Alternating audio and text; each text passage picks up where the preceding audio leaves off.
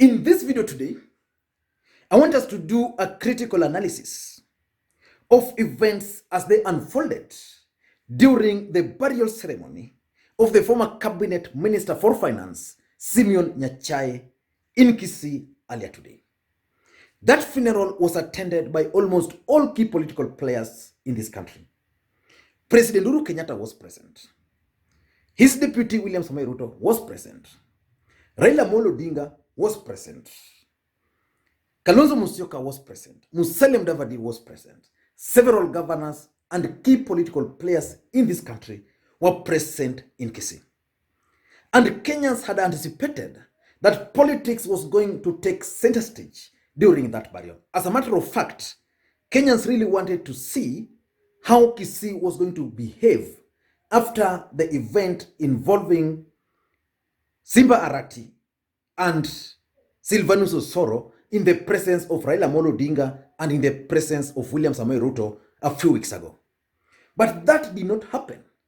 That did not happen because President Uhuru Kenyatta, William Ruto and Raila Odinga had to rush back to Nairobi for the burial of the Garissa Senator, Yusuf Haji.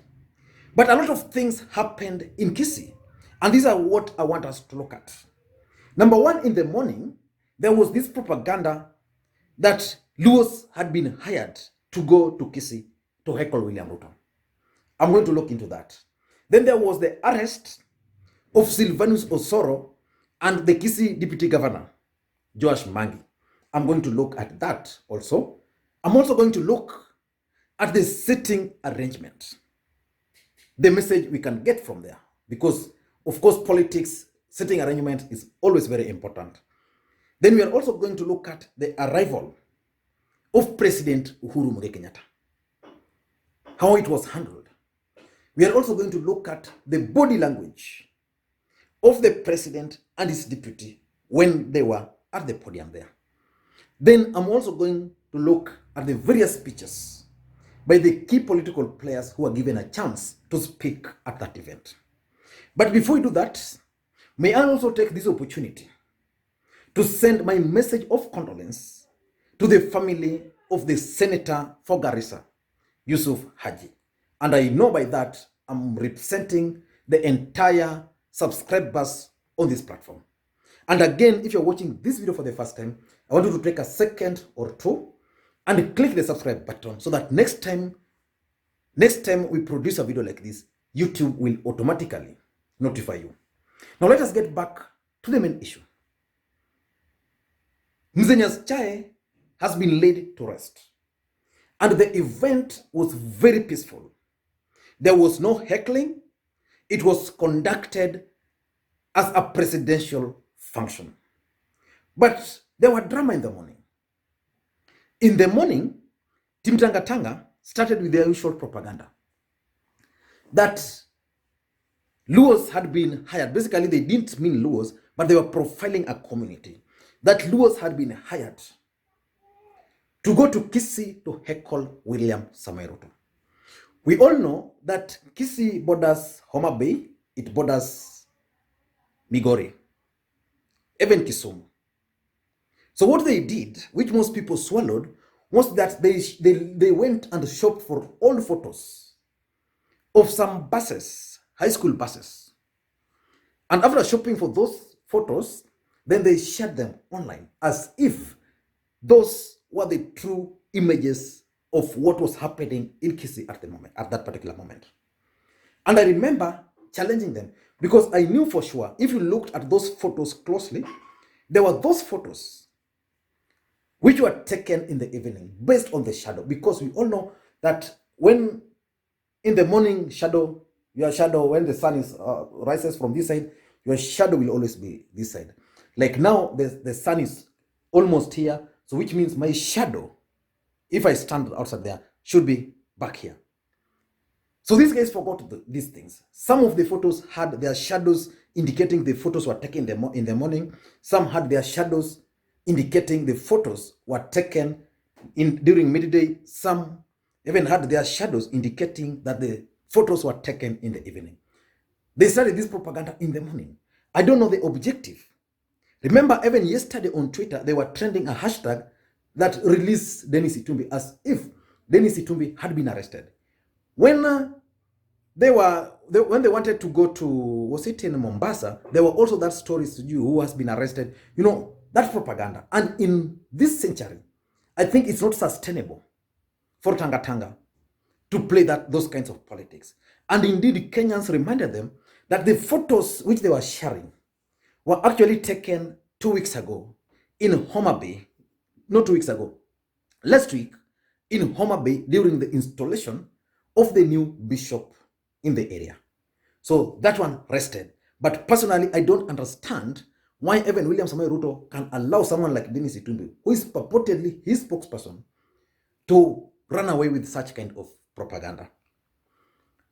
The second thing which also happened there was the arrest of Josh Mangi and Silvanus Osoro. Josh Mangi allegedly was arrested while waiting for the Deputy President William Samoei Ruto to arrive. Then Osoro was allegedly arrested while making his entry into the stadium where the event was taking place.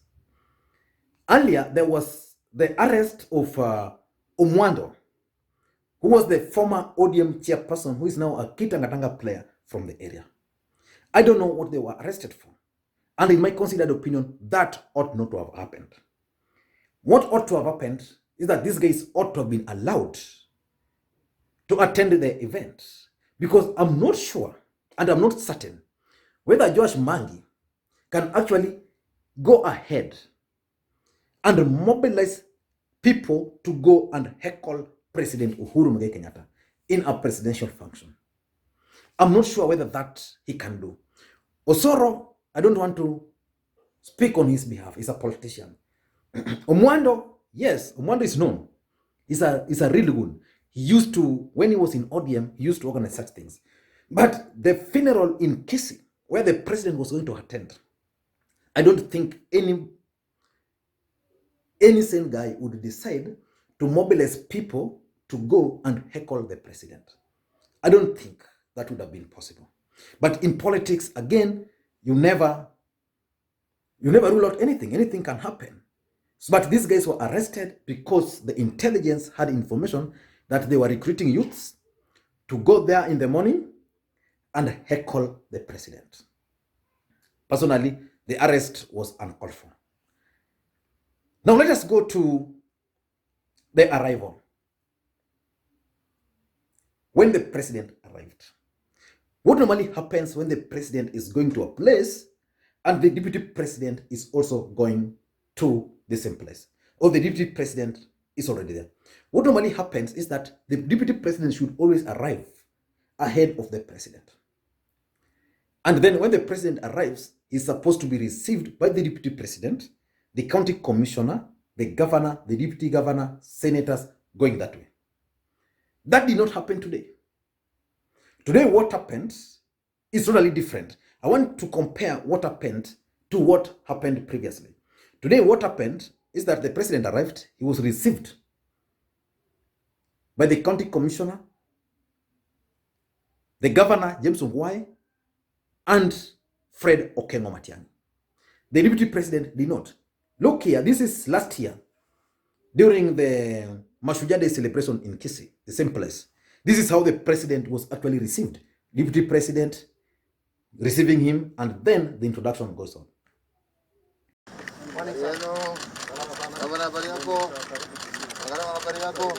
Asante, hi mom, how are you? Waziri, vipi? Bali deputy, jambo wazee, mambo namna gani? Asante sana. So there was a problem there. Personally, I can understand why the deputy president was not allowed anywhere to receive the president. Even when the president was leaving, the president also ignored him. The other thing, number 4, was the sitting arrangement. And here, anybody, the guy who was responsible for the sitting arrangement did a perfect job. There was the family, the Nyachae's family, Then the president sitting next to Nyachae's wife, which is okay. Then next to the president was the deputy president, which is also okay. Then the person who ought to have been there was Raila Odinga. Then the organizers, in their own wisdom, decided that the Senate Speaker should be next to the deputy president. Then we had Raila Odinga, then moving forward. My simple interpretation of that is that these guys didn't want a situation where the deputy president is sandwiched between President Uhuru Kenyatta and Raila Odinga. That's something they were avoiding. So basically, someone had to sit somewhere there, and you could even tell that it worked for them if that's what they wanted to achieve. Number 5, the 5th thing was the body language at the event. And I want to be specific to the body language of President Uhuru Kenyatta and the body language of the Deputy President William Samoei Ruto. If you are keen, you should have noted several things. Number 1, no photo shared by President Uhuru Kenyatta on his official handles showed the Deputy President William Samoei Ruto. These guys were seated here. The body language, there was no moment they bumped their elbows at each other. Not a single moment was captured either on camera or on photograph. Not a single moment. So that was the beginning of the signal of what we were going to expect. So that's the first signal. The second signal, these guys sat here for like 5 hours. Uhuru here, Ruto here. Just separated by hiyo stool wenye walikuwa wameweka water, maji. During this 5-hour period, these guys never even initiated any discussion. Yani unaita mwenzako, Ruto, hii maneno unaona. No single discussion during that entire period. And you could tell from the William Ruto's hands, the way he was sitting there, how his hands were moving. Uhuru Kenyatta was trying so hard to lean towards the wife, to Simeon Nyachae. So these guys sat here for 5 good hours without single discussion. The other thing which I observed was that these guys sat here, there was no direct eye contact. Uhuru looking at Ruto in the eye, or Ruto looking at Uhuru Kenyatta directly into the eye. They avoided direct contact. So which means there's still tension between these gentlemen. And when Uhuru was leaving, he again ignored his deputy. Personally, I don't know the beef between Uhuru and Ruto. But one thing I observed was very simple, that President Uhuru Kenyatta even left by ignoring his deputy. I don't know how they are going to operate in Nairobi when they arrive for the burial of Senator Haji. Now let us go to the speeches. And I want to give credit to one man, Fred Okengo Matiang'i. Fred Okengo Matiang'i decided to handle the protocol the way it ought to be done. Invite Ruto in a very respectful manner, then allow Ruto to invite President Uhuru Kenyatta. So up to that point, Fred Matiang'i did well. In fact, the move by Matiang'i to stop politicians from speaking under the pretense of the death of Senator Haji, in my view, was the best. So he invited all the key political players, Gideon Moi, then Kalonzo Musyoka, then he invited Kalonzo Musalia Mudavadi, then Raila Odinga, then he gracefully referred back the event to the family, then from the family again back to the deputy president, gracefully and respectfully. Then from there, the deputy president handed the program to President Uhuru Kenyatta. So Fred Okengo Matiang'i handled the protocol so well. And then there was the speeches of Gideon Moi. Gideon Moi was very clear. In his speech, he sent a very strong message. Musalia Mudavadi was also very clear in his message. which again targeted the deputy president. Kalonzo Musyoka was very clear in his speech, which was targeted at Raila Odinga, the betrayal. William Samoei Ruto was also very clear in his speech. He avoided any politics. Raila Odinga was also very clear in his speech, avoided politics, but mentioned the Building Bridges Initiative process. Uhuru Kenyatta also tried to avoid politics in his speech. But the president stated clearly that leaders must be truthful, like Nyachae, and practice what they say or do what they say. A direct jab at the deputy president. I want you, if you missed those speeches, you can watch them down here. But for now, that's my take on what I observed at that particular event. Thank you guys, and please, may you have a good day.